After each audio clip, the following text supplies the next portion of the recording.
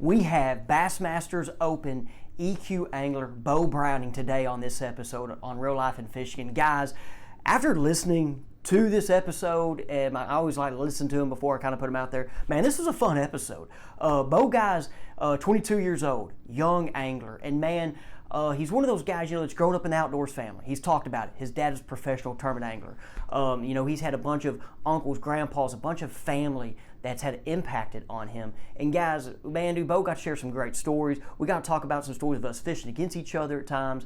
And man, it was just great. This one was fun. There's a lot of laughs in it. There's a lot of good stories. And even in the end, he kind of got into, we talked about the future of fishing, and he shared his thoughts on it and even potential problems that's right now in the professional tournament circuit, because there's all this drama in the air and all this, there's more negative talk than positive. But guys, there's so much positive to bass fishing, right? Being outdoors, catching fish, figuring fish out, the puzzle is what I love about it.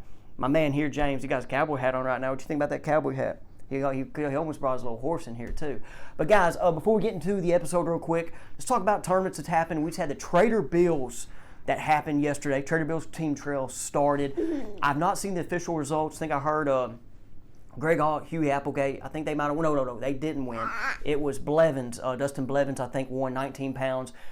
Greg and Huey had a big fish. I think they might have had the big fish of the tournament. But it seemed like it was a tough day right after the front that came through. Of course, Hamilton with a lot of boats on it. Sometimes fish is hard. Had a couple buddies did pretty good in that event. But the Bassmaster Open, me and Beau filmed this the day before the Open started. And he was nervous about this one with the history, him knowing the lake. And guys, y'all know it's hard to come fish on, I don't know if this, he would consider it home lake. But one of his home lakes, it's hard. He didn't have his best tournament. I've already heard him talk about on the Bass Live. He didn't get day 2, didn't make some good adjustments, but he's right now sitting 16th in points in the Open EQs. Great position after 2 tournaments. I know that's what if you would tell him before the 2 tournaments started, you get to be in 16th, he's in it. But talking about the Bassmaster Open, how about Jeremiah Kendi? Congrats to Jeremiah. I do not know Jeremiah, guys. I'm going to try to get him on the podcast. He might not want to do the podcast, or he might. I don't know, but I'm going to try to get Jeremiah on. I think it'd be great.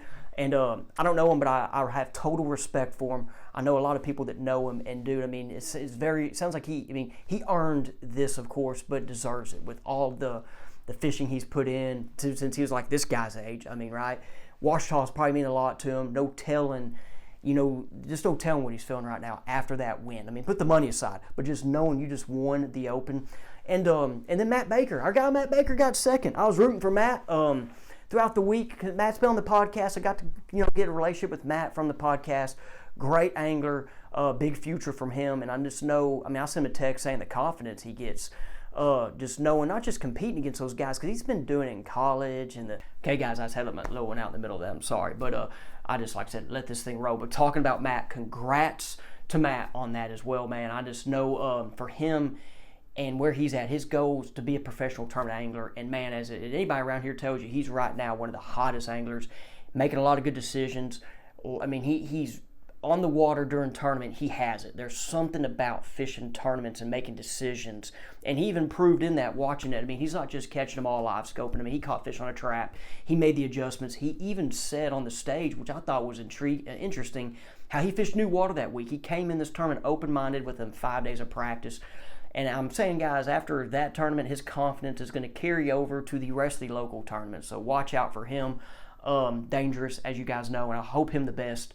Might have him back on the podcast eventually, too. Matt was fun to have on. And I just know what he wants to do, man. This stuff is his future right here, getting on podcast and him hoping making content one day and get on TV shows. I don't know. Guys, what else tournaments? I knew there's some tournaments at DeGray. DeGray was pretty tough over the weekend. I saw 11 pounds won one tournament, 16 won the other. They had a big fish on that 16. And guys, I've been on DeGray a lot lately with my electronic lessons. I do electronic lessons, guys, though, anywhere. So one thing I do, guys, I jump in your boat, or you can jump in my boat. I've had people get in my boat and want to see forward-facing sonar in action before they buy it. But most of the time, I get in your boat, help you go through settings on your side scan, down scan. I teach on those too. And then also I teach and show settings on your forward-facing sonar. Then I go teach how to use it and go through different techniques, variations. Because, guys, you can use forward-facing sonar how you want. Or if you don't want to have it, you don't want to have it. But if you do, yes, there's a thing of like looking at a brush pile and throwing at it. or there's a thing of finding fish randomly out there in the middle of drains, or seeing fish on the bottom on flats. There's so much to it, and then the different techniques, different ways to use it. So I just try to put that in a day to kind of help you speed the curve. One thing though about it, and I'm going to go ahead, do my plug for Futural Marine here. Futural Marine, who sponsors the podcast. One thing that I know lately Futural sold a lot of is the Monster Marine little batteries. And I say little, I think they're 50 or 80, okay? The 50 or 80 12-volt battery that just runs your live scope. I've put a lot of people, I know, going and buying them at Futural Marine. And guys, by the way, guys, I don't have any ties to Monster Marine Lithium. That's just what Futural's selling, okay? Y'all know I have ties with Futural, not Monster Marine. But what I've done is, if you can afford a lithium battery to run it all, great. They're expensive, guys, $1,000 to $1,200. Or you can go get a smaller size battery that just runs your live scope and gives you the best picture, gives you high volts, and also, I mean, if you have your live scope, why not have the battery that helps you get the best out of it? And that's what I sell to people. Because if your live scope voltage starts getting around that 11.8 to 12, you're not getting the best out of it, okay? So I know Futural lately has sold a lot of them from when I've talked to one of my guys there. Also, Futural Marine, of course, help you in any of your boating needs, okay? They got Expresses right now, Ranger, Tritons. People aren't buying boats right now, I know. So if you are interested, guys, they, of course, can serve you in any of your boating needs. But that's why I'm putting that plug in for that little bitty lithium battery, because that thing makes a difference if you are going to use your live scope. Okay, guys? Appreciate it. Let's go get this podcast going, guys. And let me know what you think about it. Let me any comments, questions for Beau, and I'll hopefully get them answered for you guys. A lot of you guys don't just, y'all just listen to the podcast. Y'all don't even ask. But appreciate it. Beau, hey, I appreciate you coming on the podcast, but also, man, just let me come to your place right here, which I know you're getting ready for the Bassmaster Open, and I was trying to make it easy for you, and you said you'd come to my place, you would meet me anywhere, but I was like, no, man, I went out and fished Lake Hamilton today, and I got to go catch some. Catch a few of my pets back here in the backyard. Speaking of Hamilton, you and your dad, y'all just had, so you've been fishing, and we'll talk about it for a long time. You and your dad, when did y'all start fishing tournaments together, team tournaments? I'm going to say probably when I was 6 or 7. Yep. I mean, I was young. I was way too young to know what I was doing. I know that there was definitely a period where he was just guiding almost, but you could tell it was him trying to get me into that tournament fishing gig and not force me into it, but just see if I liked it or not, you know, because it's not for everybody, and I think he was kind of testing the waters a little bit. Okay, so y'all been fishing tournaments together for a long time, and y'all just had y'all's first win. First win. We are the king of second places and third places. All these local sticks around here that we run with, they love to take our money and these things, and we're always so close. So to get that win this year was like, I don't even think he realized it. I think we've been fishing so long together that he didn't even realize that was our first win until I told him, and he was like, wow, it feels weird. It took us, I don't know, 15 years. Yeah, 15 years. Before we finally won. Wow. And, you know, at the same point, we don't fish a whole lot together, too. Yep. Mm-hmm. I mean, we fish together a good bit, but I think not as much as everybody thinks. I've got guys that I fish team tournaments with, a good buddy of mine, Kyle Jesse. I'm always on the road so much for tournaments, and he's always on the road so much, so we really only fish probably 3 or 4 tournaments a year together. Yeah. So it took us a long time, but when you really look at how many tournaments we fish, it's not that many. But y'all won it out here. Like I said, you're pets. And like I was going to ask you this because fishing has changed. Each year, 5 years, there's like a new pattern, new techniques. And right now, forward-facing sonar is the rage. You know, everybody's talking about it. That tournament, did y'all win like more his strength? Or, I mean, I think you're pretty versatile. Like, but like if you want to get in depth, I mean, I say in depth, you put a video out there on Instagram. So did he? How was it for y'all to get y'all's win? Like, how y'all did? It was cool, and you know it's neat fishing with him because he fishes his style, which is shallow water power fishing. And I'm a big shallow water power fisher myself, but I love the technology. If we can apply live scope to it, forward facing sonar, anything like that, graphing them up, catching them, I'm all in too. And I love doing that, spinning rod fishing. So we were able to. We actually fished 2 tournaments that weekend. We fished a local tournament on Saturday, which is we went and fished shallow all day. Didn't really pan out. The second day, we're like, let's get a little bit more offshore, fishing my wheelhouse a little bit more. Got out there and just fished some old history stuff that we've been catching them on all winter. And it was just deep ditches, and they were just stationed in the bottom of them, just laid up. They were real lethargic that day. Yeah. It was a slick, calm, sunny day, kind of like what we have today. And these fish around here just shut down on that. Mm-hmm. So we knew we only needed probably 2 or 3 big bites to do good. and we just basically hunkered down. We got like 6 keeper bites that day, but 3 of them were 4 or 5 pounders. So, I mean, that goes a long way. We only had like right at 17 pounds, I think. Yeah. But we knew we had to hunker down offshore. We knew that with the sunny, slick, calm conditions, the shallow bite was not going to – it was going to get us just like it did in the tournament before that. So we went out on that one and just completely flipped game plans. Yeah. And it was cool to see how we fed off each other in that tournament too, because we were putting our head together. A lot of people probably think, it's one of us or the other one, but we come together very good when it comes to situations. And then you give us a day to go fish a tournament and then adjust, and that's where we kind of get dangerous, multiple days. And that tournament you're talking about, the day or two before, that was the one me and Carson fished. Right. And we predominantly fished shallow. Right. I found some deep fish the day before. I remember telling you about it afterwards. I found some deep fish, and we couldn't get them to fire that day. But we fish mostly shallow, and Carson, he fishes a little bit of everything, but he's pretty good at shallow, like, you and your dad. But that is neat to hear that you only had 6 bites. 6 keeper bites. And y'all executed. I know, and we executed perfectly. That's the crazy thing. Mm-hmm. So that's great to hear. So now, didn't y'all fish, like I said, y'all got 2nd or 3rd at Ouachita this year? Didn't y'all fish one? Came in 2nd at Ouachita. There you go. There you go. Second place. That's what I said. You said it just hit me. So, hey, I remember, we were just talking about it off air, and I was going to kind of share it as a people. You got, you might have been fishing 6, 7, but it was a junior bass series when I first met you. It was my last tournament. I was about to be a senior. I was a junior to senior. I didn't know it was my last tournament, but my senior year in my senior in baseball, I jacked my arm up, so I was done. Right. And so this was a June or July tournament. It was June at Pine Bluff Harbor. Mm-hmm. And how those tournaments, I just want everybody to know how these tournaments went back in the day. You showed up. Like, our boat didn't have a boat captain. It was me and a buddy. We ran the boat. We were on fish, no captain. Now, if you, like your dad was a captain, that's fine. But some kids showed up and just jumped in the boats with people. So me and my buddy. No team. It was solo, too. Yeah, solo. Thank you. Solo days. Solo. So me and a buddy are in the boat. You have to have 5 fish. If you have 3 people, it's 5 fish for each one of you. Yeah. Like, I remember fishing Maumelle one time, and all 3 of us, had 5, 4, 3. And there's one time out here, it was me, a buddy, and my wife now, who was girlfriend at the time. I wore them out. Dude, they had a shaky head like they never seen it. And they couldn't get a fish with it. So anyway, so that was the deal. So Pine Bluff Harbor, there was a big tournament going on. And then I didn't know you were fishing yet. Right. And then I see Stephen Browning's truck, and I looked up to all the Arkansas dudes. Mm-hmm. I mean, I was 17 years old. And I was like, Stephen's here. Wow. Then I see this little kid get out. And I'm like, who's that? And they're like, that's Stephen's son. I'm like, oh, crap.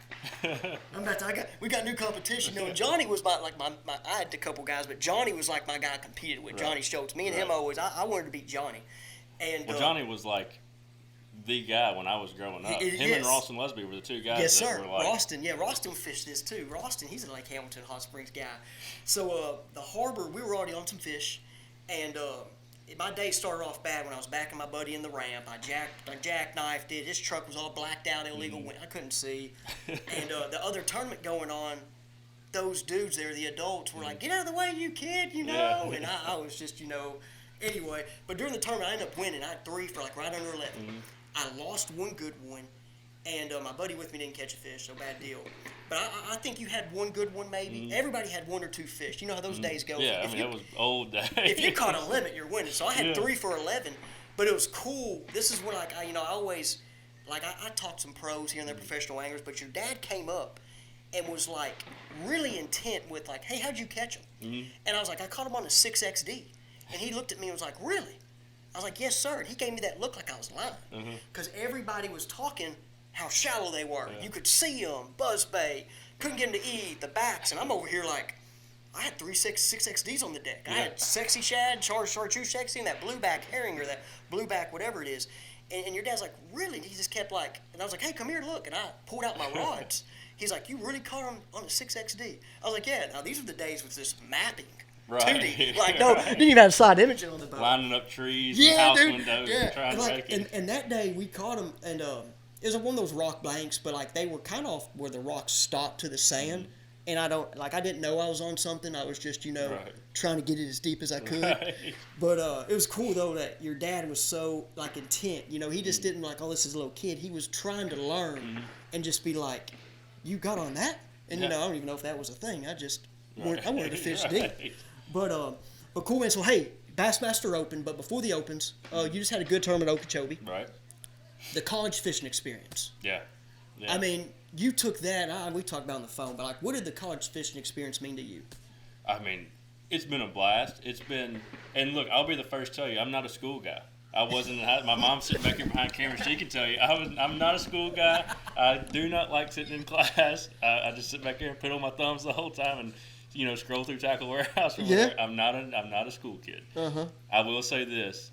So I'll go back. I'll tell you. I'm gonna go into the whole story just because it explains it the best. So like we talked about the early high school fishing days. Everybody fishing each other solo. Grew up in that. Fell in love with that. Fished through high school. So when I was 13, I started fishing high school again. I got my first boat, a little aluminum Triton, right out there in the dock. Yeah, I remember seeing pictures of that. Yeah. What a great first boat, too. So I had a great little first boat. I'd fish those tournaments. It was one of those deals where when I turned 13, I had to have somebody in the boat with me, an adult in the boat with me to be on the water. So either mom would ride around with me for practice or dad would. And we would take his boat, and he would be like, where do you want to go? What do you want to do? Yeah. And it started working on that level of doing it on your own. Yep. And we went through that until I turned 16. And I was learning a lot on my own. I mean, when I didn't catch them in tournaments, it was on me. When I did, it was on me, too. So I learned a lot about that. And then turned 16, and obviously I could drive. I could be on the water by myself. Same thing, practicing on my own. Dad would show up, or if I had to get another boat captain. Mom was boat captain many times. Was she the boat captain during the Commissioner Cup? Yeah, she was. She was. Okay, not to interrupt. Yeah, I thought I remember seeing pictures.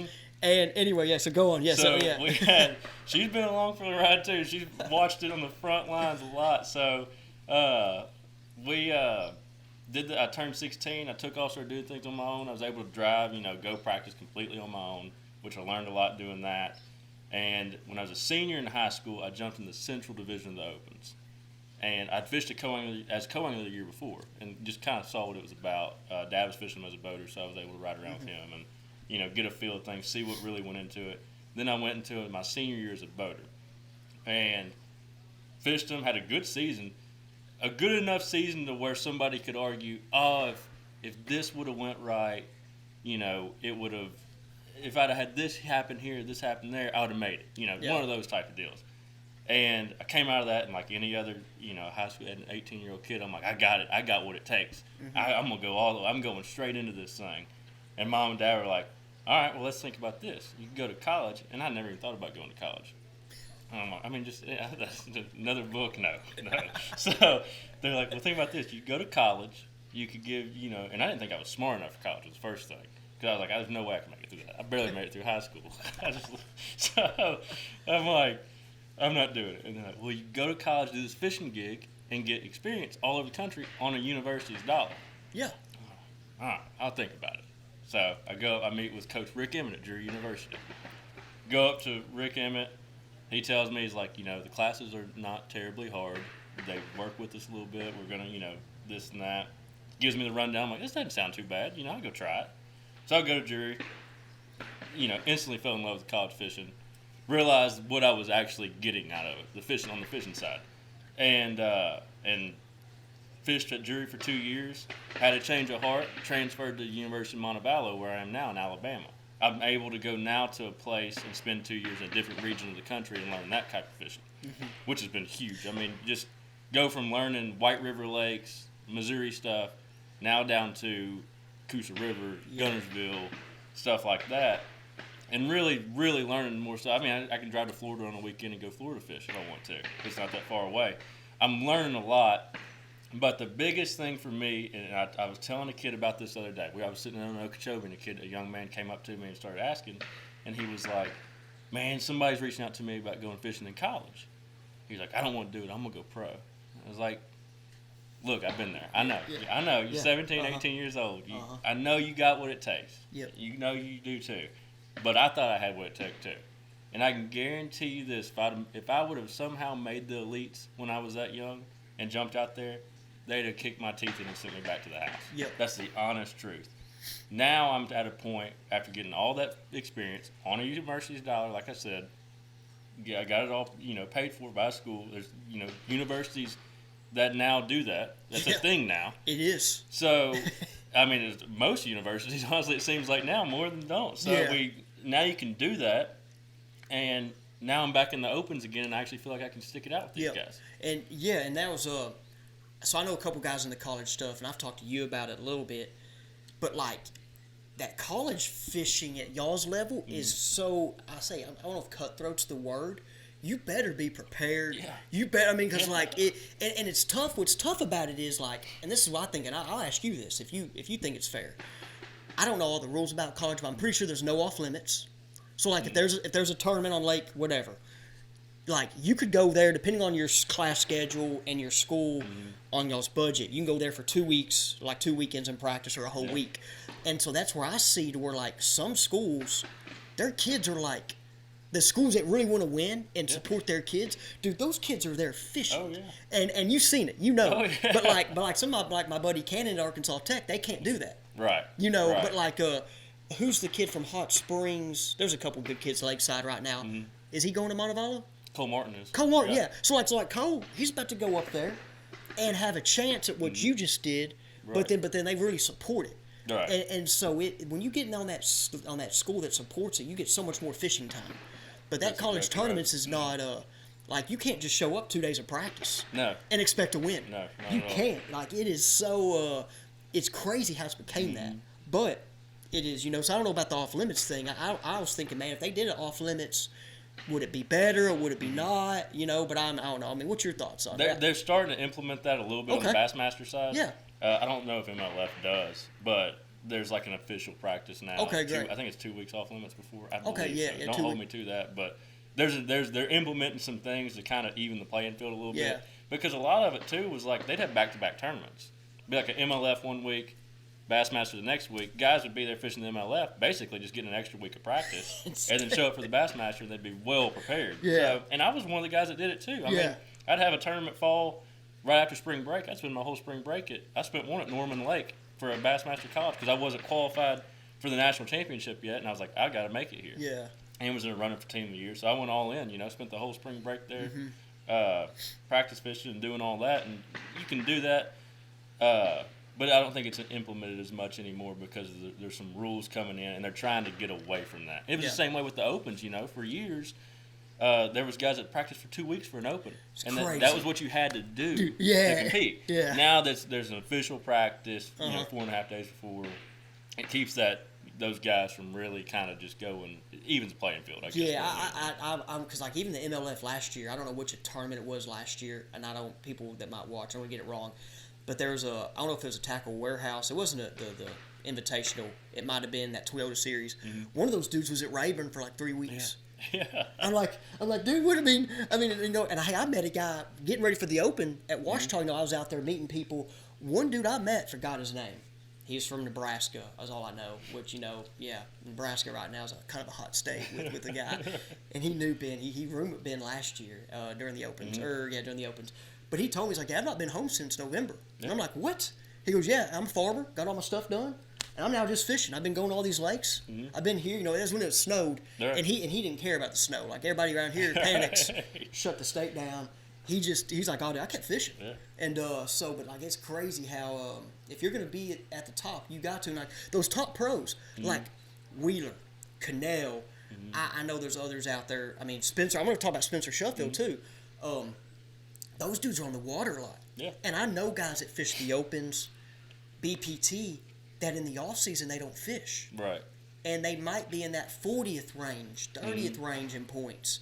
Or like last year, one might have been 70th in the Opens. And I'm over here like, hey, Spencer Sheffield is on this lake. He was fishing every day. He was either with his kids or family, and he didn't even have a boat. He was out here fishing. He was borrowing somebody's Nexus, Right. But like I think that's what the college guys have done. Y'all are like the younger generation's like, hey, we're gonna get out here and work. And I mean we fish. That's all we do. When we're at school, we fish. When we're either at tournaments every weekend, it feels like. So I mean, you sit around and I'm trying to think of a school to compare to, but like a school that's not around major bodies of water. Yeah. And I can't think of what I'm talking about, but there are some, and you can just tell like the guys they don't fish all the time. Whereas like a school like Montevallo, right in the middle of the Coosa River chain and all that. So how far are you? What's the closest body of water in time? Lake. How long time? 35 minutes. How nice is that? Mitchell's 45 minutes. Yeah. Logan Martin's 45 minutes. Gunnersville's 2 hours. Smith's an hour and a half. I mean, we got so many diverse fisheries within 2 hours of us, you know. And it's kind of funny. We joke about it. It's like, man, you really want to go bust them, you can drive the extra 2 hours to Gunnersville. Really Gunnersville's hot right now. Or you can just go over to the lake, yeah. catch, you know, big spots in the river. I mean, it's just fun, and you know, everybody fishes, so it's like, even if you don't want to go by yourself, it's like go on the boat shed and jump in with somebody. Yeah. So, so at least you got to fish Florida. I'm gonna go to that Open at Okeechobee. At least you got to fish Florida some with your college experience.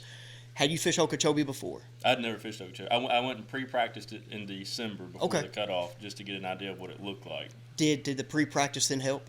It did, because the biggest thing for me was I was able to go in there and look at it, and then when I watched the footage and Bass Lives and stuff like that, I really understood what guys were fishing more. You know, I thought I had it made up in my mind way different before I went and pre-practice, and then I went down there and I'm like, oh, well, this thing sets up way differently. Then I watched the footage and I'm like, okay, I see why they're here. They're picking up on the little things. And then I went down to Orange Lake in Florida. It's a little hidey hole, little hammer hole, and down and fished. I think it was a week before Okeechobee. I went down there for like a long weekend. And just Florida fished, kind of just got in that rhythm a little bit, flipping and punching and stuff like that, and was able to critique some equipment. And then Okeechobee came around, and I felt very prepared for it, honestly. And I knew going into that tournament it was going to be a survival tournament. That's a tournament that can make or break a guy's season. So I knew I had to at least survive it, and I was going to do everything I could to make sure I survived that tournament and started off the season on a good note. And you did that. Yeah. I mean, you got some. Well, better than I expected it to, actually. Yes. So, hey, not going too crazy in how you caught them. I mean, I know your Instagram had a sweet video. You broke it down. But it was good for me. I say good, it's just for people to hear. Like, you just didn't go straight scope. I mean, you went and still had to go fish, you know. And you might have caught some with it because everybody, you know, saw some of the guys in the canals. You know, and so. But it's still to see you went down there and that wacky rig was pretty big. And what was the other? What was it? Was just I was flipping his little Z-Man bang stick. That's stick bait. Yeah, I mean, I just flipping and wacky rigging. And it was a weird deal because I had two areas that I felt like I could catch big and flipping isolated reed patches. In between them was a connecting kind of river, ditch, whatever you want to call it. And I fished the first little area that first morning tournament, didn't get a bite. And I'm like, dang. All right, I'm going to ease through this ditch and catch me 5 2-pounders, you know, real quick. I can take a breath and then go back and flip some more. And I roll in that ditch and I catch a 3 and a 5 on my first 2 casts. And I was like, they moved in here. Yeah, they moved and in. I just power pulled down. I went to picking it apart. And then the second day, I went straight to that little area. And I mean, by the end of the tournament, looking back, I had a small area in that ditch. And I just took that wacky rig and dissected it. Every once in a while, I'd see one on live scope cruising through there, just across the bottom, and I'd flick to it, and you know, if I could get them to bite. And I'd missed out on a deal the final day. They'd locked down on beds the final day, out in the middle. We saw Scott do it. Easton, my roommate, he did it. And they'd locked down, and I was looking at them, and I wouldn't give them long enough. I'd throw at them a couple times and go, I'm going to keep going. I had a camera on me. You know, I can't stay still that long.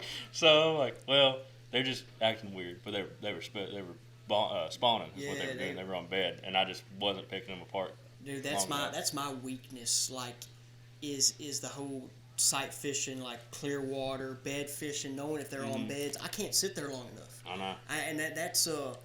And this year I'm kind of excited on. I have some ideas and thoughts to try with live scope, some new stuff to us, right? It's all new. But like even last year, I did go to Millwood because I was living by Millwood. I mean, I was 30 minutes from Millwood for 6 years. So that last year I did take 2 trips to Millwood and just went on a whack fest shallow, you know, just get it out of your system. But mainly what I did last March and April, I still stayed out there.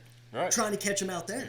And I never got on the big fish down there. And when I was going to tech, I never got on the bigs, but it made me better for the upcoming year with it. You know, I mean, but I was like, hey, I'm not going to go up here in these flats and these spawning pockets.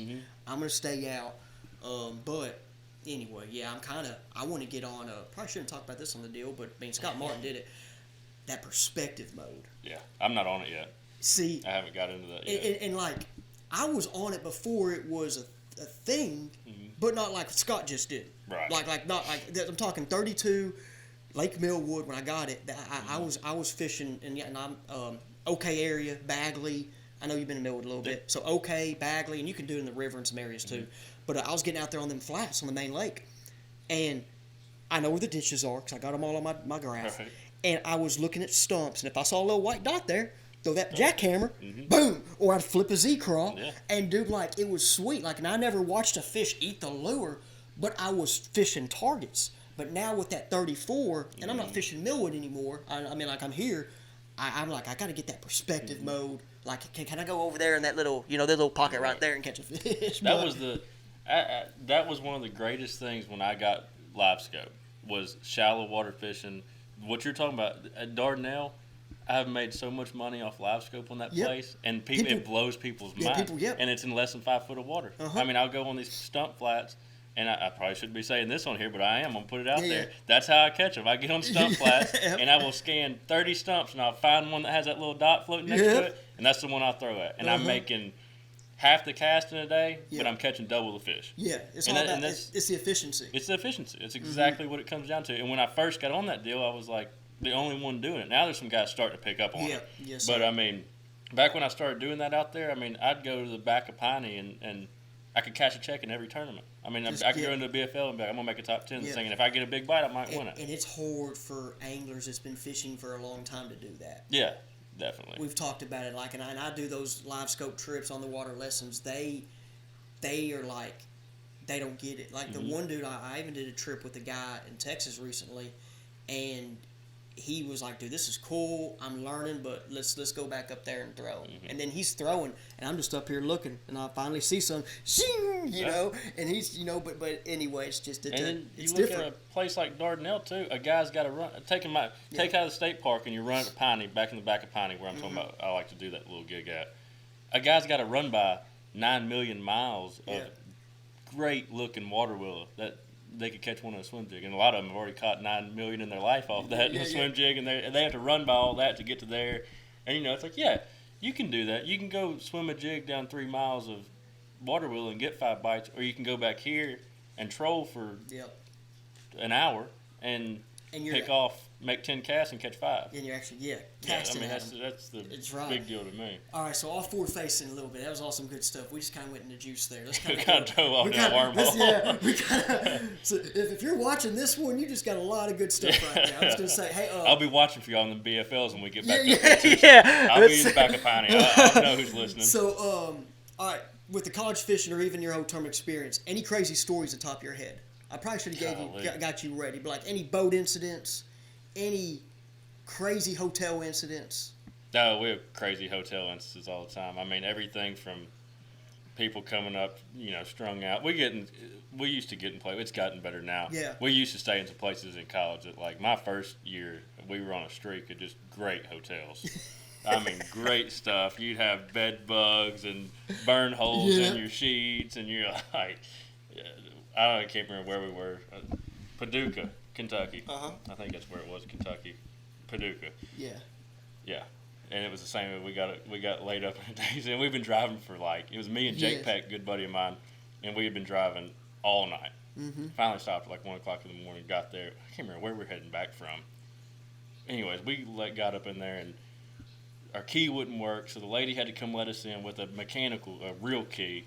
And she's like, you can't leave the room tonight or it'll lock behind you. And I'm leaving. So you can't leave your room. So we get in there, and there is like just dirt in the bed, burn holes. Jake turned the shower on. He was going to take a shower. He turned it on, and the water was like orange. No way, yeah. And we were like, so we both, I've got a picture of it somewhere. Yeah. We're laying on top of the comforter. We got our fully dressed, got our hoods pulled up and tied around our faces, hands in our pockets, just laid there. Like, nothing better crawling me in the middle of the night. And I think we slept for like 2 hours, and then we're like, I can't be in here anymore, and just took off. So, I mean, it's just crazy stuff. I can't think of any really off the top of my head that just really stand. I know there's some good ones. Orange water, though. Orange water is good. I mean, that looks like something a fire crawl chatterbait be coming through. Any boat incidents? Like, you've been on so many different bodies of water. Like, anytime you about sunk a boat? Dude, that red boat out there has been under the water more than it's been over the water. Yeah. I mean, I have had plenty of instances where when I was a kid too. I tell you the best one I've done on the water. I was 16, lower to Gray Lake, below Lake DeGray. Have you ever been there? Yeah. Not in a boat, but I've been down there. Yeah, it's a little hidey hole. It used to be really good. I haven't been there in a couple of years, but I had that red boat, and I could go down there, and it was just good. It was a great place for a guy in an aluminum boat to go down there. That boat's perfect for that area. Yeah. So I'm down there, and I'm exploring. And Lower DeGray is not that big. Yeah. It's a small place, and there was this backwater hole that just looked great, and I'd fished the whole lake twice, and I'm like, I want to see something new, and I look back in there, and the only way to get was a pipe feeding through this levee that was there, and it was like a gravel levee, and a pipe feeding through, and I could see them blowing up in the back end of this little backwater hole, but there was physically no way to get your boat in there. Mm-hmm. So my bright idea was I was going to get back and I was going to jump the levee. There was a patch of it that was just mud. There wasn't any gravel or anything. I was like, I'm just going to jump this thing. I mean, the water's only about, yay high, right up to the edge of it. So I rear back and I'd take off.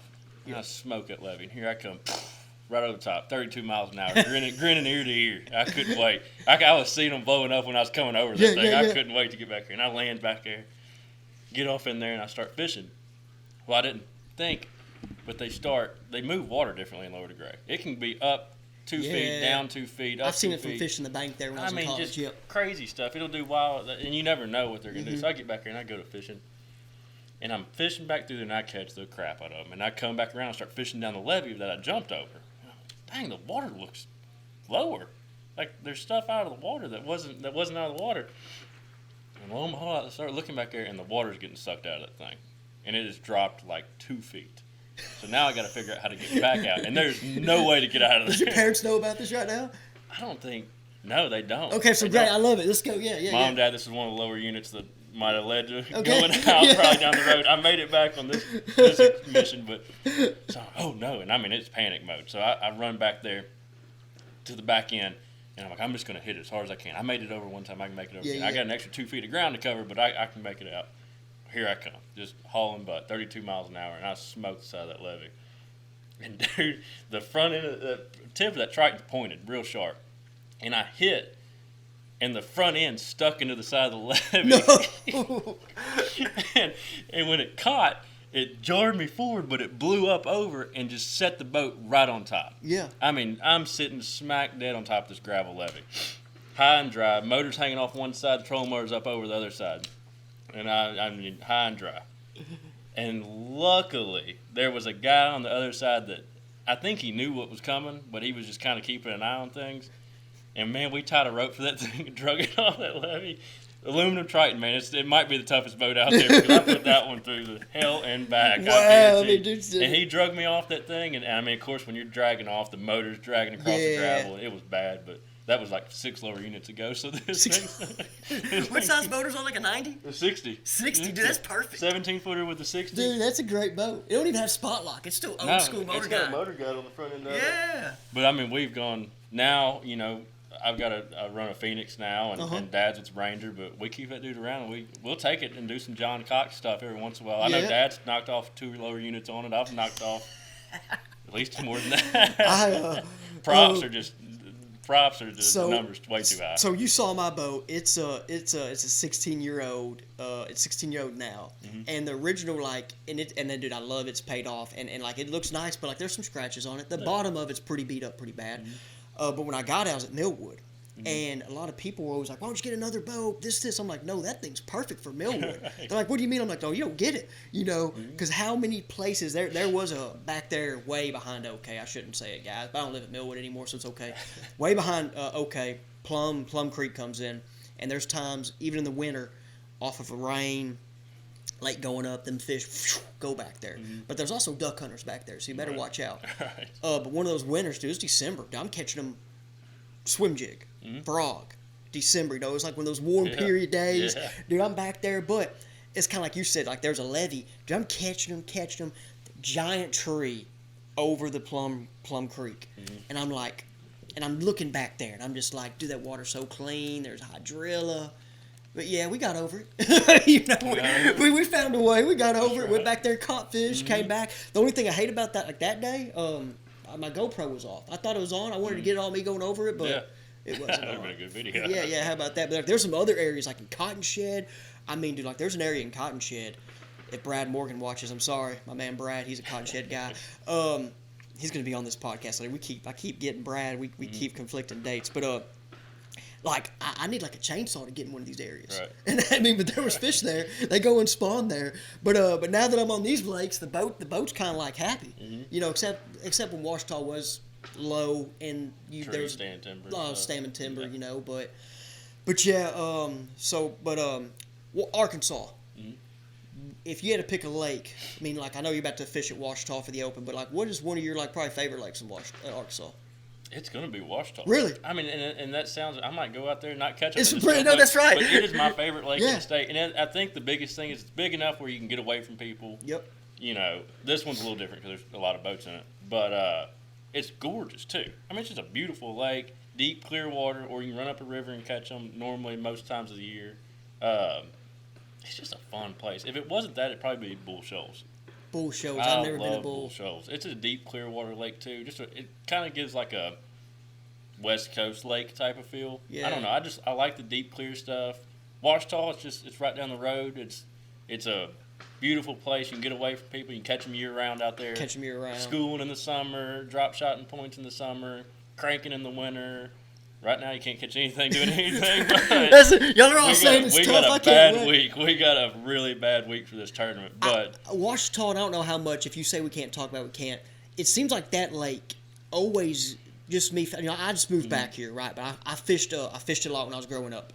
But if the weather was not consistent, I say consistent. Like if it was just cold, lights out. Right. But let's say it's been cold. Then it gets warm. That's exactly Then right. it gets cold again. Yeah. Then it gets warm. That's Them fish exactly don't know right. what to do. That's how they are right now. I I'm we just saying had- that's what's we had happening. 3 days we had a warm rain, 2 days of cold rain. Now we got 2 bluebird sunny days, which they don't bite when it's bluebird sunny around here anyways. But it's just so inconsistent.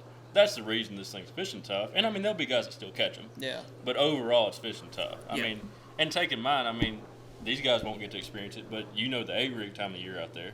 And Alabama rig is like what you win on this time of year. And you got to have 20 pounds. Yeah. So you take that out of the play, and it's a When, it's a tough place. When the lake went off limits, okay? When the lake went off limits to y'all, and y'all weren't out there, I might have went out there and threw the rig that y'all can't throw. Because I knew those fish hadn't seen it, right? And I'm like, y'all guys can't throw it. But anyway, man, hey, so I know your dad. Your dad's probably influential to you in tournament fishing.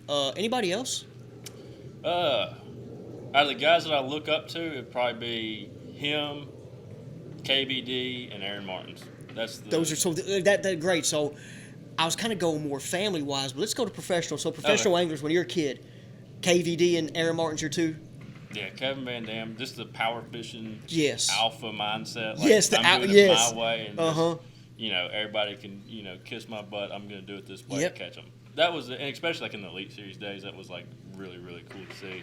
When I would say he was probably just in his absolute prime. Too. Yes, I mean, I'm glad we got to watch it and be able, like, because Yeah. I you know like Wheeler and them's dominating, but like it was different. it was different. There was something And different like about it. that Harbor tournament. I mean, I'm throwing that 6XD because of KVD. Right. Like I wanted to I was gonna ask that earlier. I was gonna offshore crank I was wondering because if of that had anything to do KVD. with it. like that's one thing. So when me and Johnny started fishing together a lot, like when I got doing the junior stuff, me and him became kind of buddies, and we wanted to offshore fish and learn.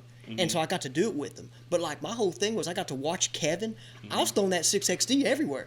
Here, to Ouachita, to Gray. There's times I didn't know what I was doing. But like I always, Brewer, like Lake Brewer, dude, they ate it. Like Brewer's a good one. Yeah, I before haven't heard that name in a long time, before but- anybody else was Yeah. like doing it, like there was times we're at Brewer, everybody's flipping them bushes.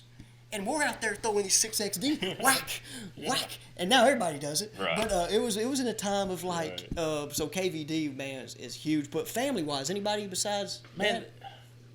you know, I come from an outdoorsy family, and Okay. and I've been blessed enough to come from a very supportive family Yep. too. Even if a lot of them don't quite understand what we do, they're all supportive of what we do. So, it's you know, uncles and stuff that are just outdoorsmen, fishermen. Yeah. My dad's brother's a big fisherman. Okay, cool. I didn't know that. They love to keep up with it and all that. I've got some outside of family too. I mean, I've got one of my best friends is one of my dad's best friends, and, Yeah. and he was here just earlier. His name's Jeff Berry. He's a 65-year-old guy that Yeah. has been hanging out with my dad for since they were kids. And oh, great. And I mean, he's just a huge supporter. Some guys around here, Mike Byers is another one. I don't know if you've heard that name. I've heard that name before. A local stick around here. Uh-huh. He was one of the guys that when I was too young to drive, he would drive me to the lake and ride around with me and let me. It takes a village, doesn't it? It does, and luckily enough, I've got a village behind me, and that feels really good. You know, you got people rooting for you back home. We got people in the neighborhood that huge fans, love keeping. They don't know anything about fishing, honestly, but they just love to keep up with us and they love to support us, and that's just you can't buy that.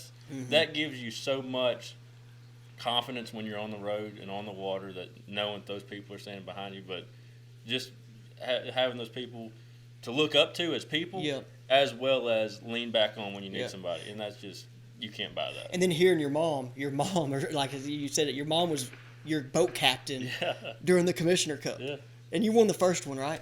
I did. I won the first one. And was that on this lake? It was on this lake. It was right. I won it right there. Really? Right there behind us? That was one of the main reasons we bought this place. No way! I won that tournament right there on a set of brush piles. Right there and on the tip of that point out there on a set of brush piles, throwing a morning dawn drop shot. Pre-live scope. Yeah, it was pre-live scope. And I'm going to be honest with you, I blew the doors off of it. Yeah, yes, you did. I did. Yeah, I will say that. So was that when it was a 2-day tournament, or was it 1 day? It was a 2-day tournament. It was a 2-day, because every time I boat captained in it once, and it was a 1 day. I don't know if we did it right after. So when did you win it? 2019, I think. So 2020 was when I was Harmon and Jack's captain and we won it. But dude, it was so different because COVID happened. Right. And so they did the whole deal of, any lake, we're going to do it by measurement. Oh, yeah, I remember. It was a totally different thing, but like it was a 2-day event. It's now a 1 day, but it's, I think, the biggest tournament in the state of Arkansas. I do too. For high school fishing. I do too. And I think it's I look back on that tournament and there's not many of them that I'm really like point out, I guess. But that's when I look back and I'm like, I did win the Commissioner's Cup. Yeah, you did. It's a resume deal. Yeah. And for guys that, in the future, guys that have won it since then, like that's something to be proud of. That's the best of the best you're going to get in a very tough tournament. Yep. They don't make it easy. They don't put you on any kind of hammer holes. Like it's a very... For a high school fisherman, that's like our classic. It is. No, it is. Like, so I know like Bassmasters, other high school circuits, but like I say that's the state championship. That's the state championship. Because you got to qualify for it by fishing 3, and then but the whole setup's sweet. Like the Arkansas Game and Fish Foundation does a good job. They now get old Luke Duncan to come out there. I mean, it's a big deal. It is. It is a big deal. And for anybody that hasn't been and experienced one, they should go. Yep. Even if you don't even have a kid that fishes, like just go check it out because it's something cool to see. And those kids that won it last year, I've got to know them since. It was so cool for them. Like they struggled in the year. They're not new to fishing, but they're new to the tournament fishing, and they didn't have live scope on their boat.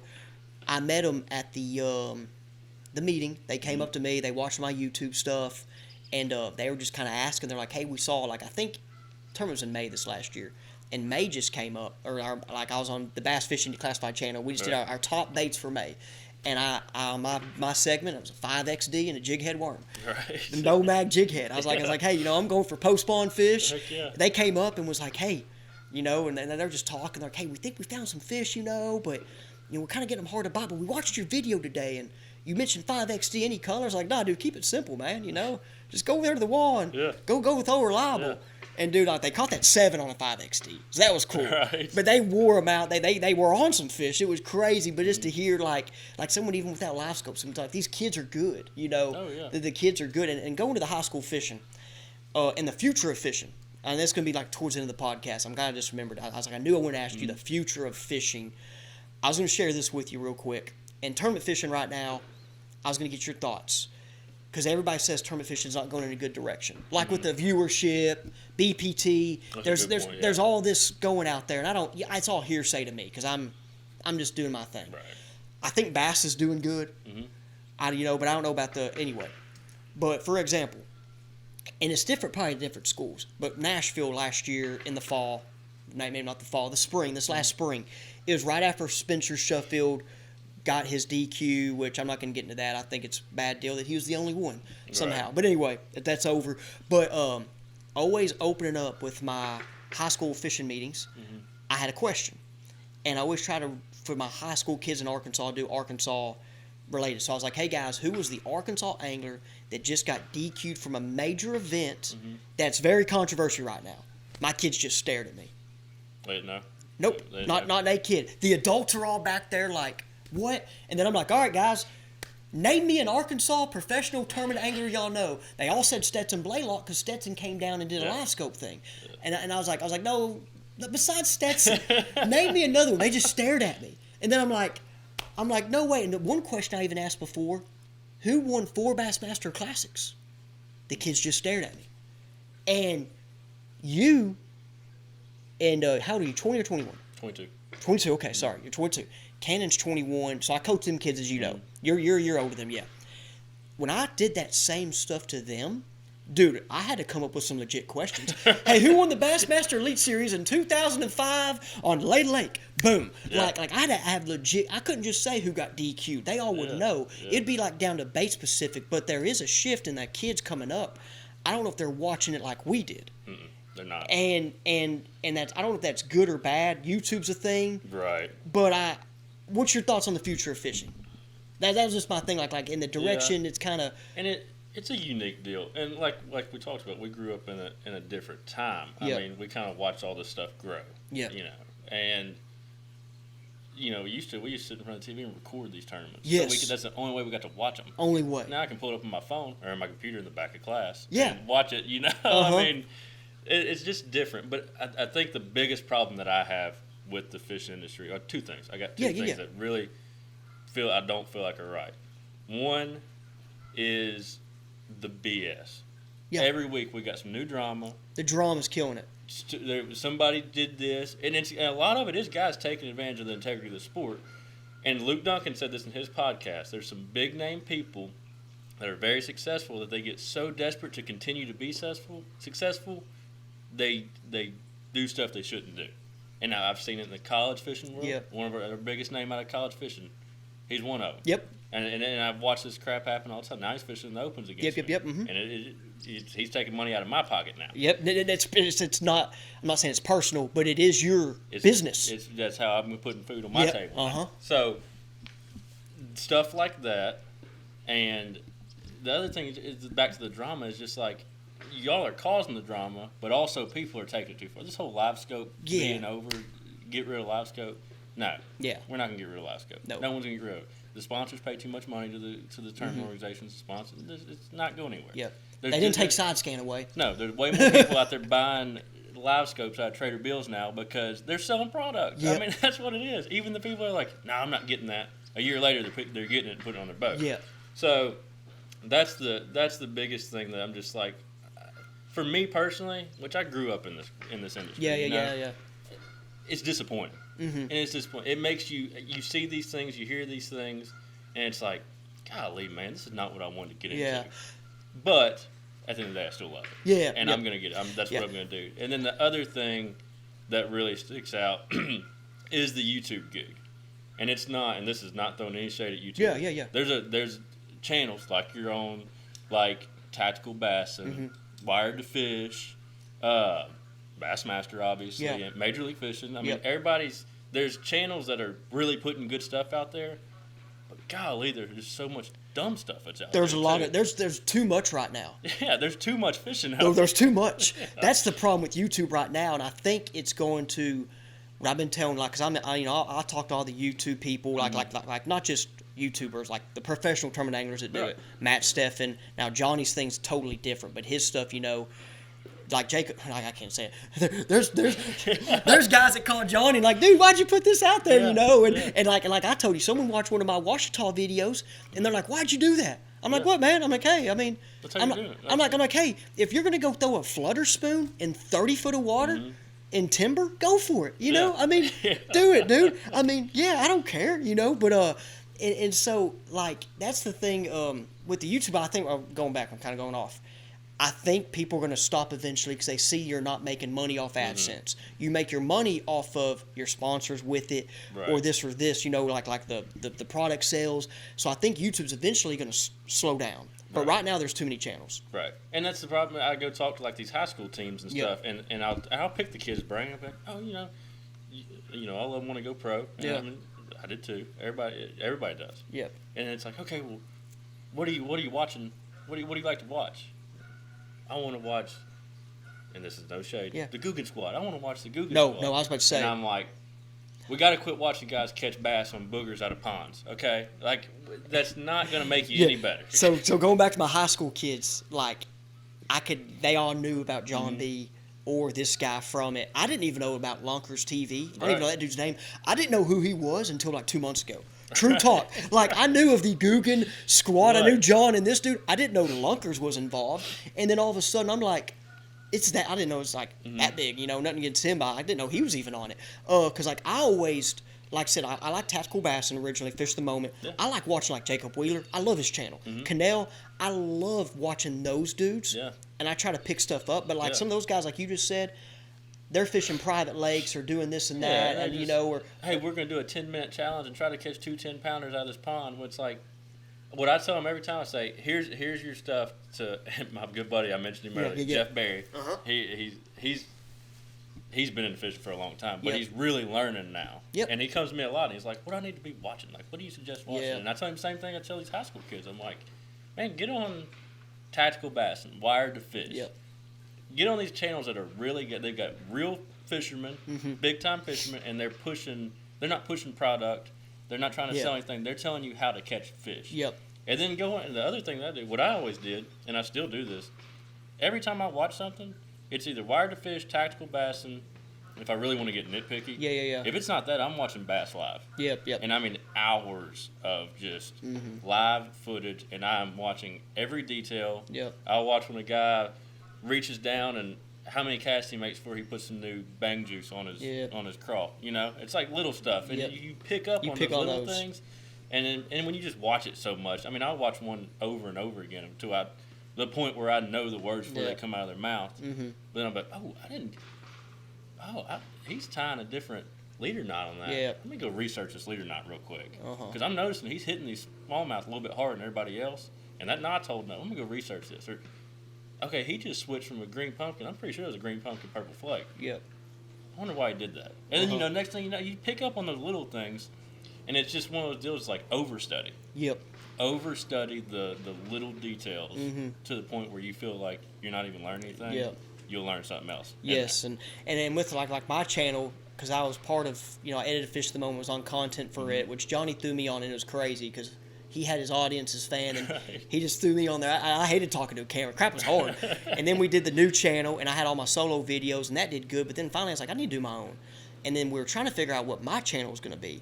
And I did a test this week, and it could have been a thumbnail probably. I did a goofy thumbnail just to see if people would click it. But a lot of my videos have been live scope stuff. People love it, right? Like Right. now it ain't growing crazy, but people get on there and watch it No. because I'm one of the only guys teaching live scope. Yeah. Like sometimes too much. Yeah. But I did a video where it's just uncut trap. We caught 2 fish, 20 minutes uncut trap, so people could watch us. And we talked about a juice hole at the gray, like not a juice hole, but like a little pattern of like the rock transition. Yeah. Dude, but no one watched it. And then that was my test of like, hey, I need to do another like uncut. If they don't Yeah. watch it, we're about to just be live scope. But Yeah. I can't always put everything out because like I'm learning. Like there's some stuff I learn, but So anyway, I'm trying to like, yeah. It's tough. I mean, Yeah. it's a tricky road to navigate, and it's a lot of it is like, what audience do I want to bring in? Do I want Yeah. to bring in the big audience, or do I want to cater to the audience of serious anglers? That's it.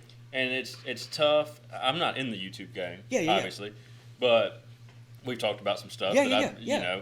But I would like to get into it, but at the same point, it's like, do you dive off into I'm going to get 300,000 subscribers overnight because I'm going to start posting me catching them on a bottle cap out of a pond. The Walmart challenge. The I'm gonna go to Walmart Walmart. challenge. The $25 Walmart challenge I'm gonna or the get my pink Mr. Tackle pole. box and go out here and do a pink challenge pole. and get 10,000 subscribers. Yeah. From it. No, I want to talk about why I color the blade of my chatterbait Yeah. when the water temperature hits 56 degrees. That's Yeah. what I want to talk about. Yes. And I want somebody to go, golly, Yeah. I just learned something right there. Uh-huh. Not, that was cool. Yeah. That was cool. Let's watch the Yeah. next one. Yeah. I filmed a deal today. Most of my videos are on the water, but then I do the sit down talk, and I have to go and watch this. I might have been everywhere. But I did a video of the Alabama rig and lily pad stems, that bite. Yeah. And because that's what we just got on in Texas on one of those lakes. Mm-hmm. And I've done it at Millwood, Darnell. It's happened at Darnell. Yeah. But and that's why that's just something like you don't like to do that was with me on that trip. And I know other people, I tell them that, and they're like, "You're throwing Alabama rig and lily pad stems?" I'm like, "Yes." Yeah.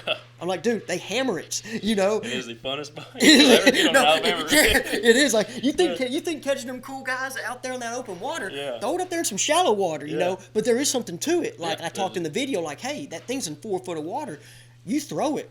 When it lands, you got to start reeling, and then you got to go with lighter jig heads. You know, Make too long of a cast, you're gonna bog it up. I mean, yeah, just little things. Yes, there's some little, and so I just shared, a couple, and I have a couple fish catches I like chest clips, but anyway, man, dude, I enjoy it. We've gone 50 minutes, 53. Sweet. I can keep going, but I could too. We can keep going. You tell me. But I say when you come back, we might just come back and do it like a whole 2 hour We'll one do back another here. one, yeah. But man, I want to go to the house. I got that 1 year old or 2 year old and 1 month old. But man, I appreciate it. Good luck to you tomorrow. Thank you, buddy. Thank you. Yes, Thank sir. you. Yes, sir. I'll hopefully catch us keep everybody entertained, and I don't know. We'll see. We got the season off to a good start. We're over here talking like this. It's going to come out after he fishes the open. Yeah. But anyway, so we'll see. I might actually. We're still on. Well, I might actually do an intro now, a video intro. Just talk about how you did in the open, if it's good or bad. Hopefully good. I think it's going to be good. Hopefully it'll be good. Yeah. Hey, It all you feels need decent, 5 bites a day. 5 bites a day. Get 'em in the boat. Those are the right ones. Yeah. Especially tomorrow. Yeah. Tomorrow's gonna be the day to catch 5. Appreciate it, Beau. Thank you, man.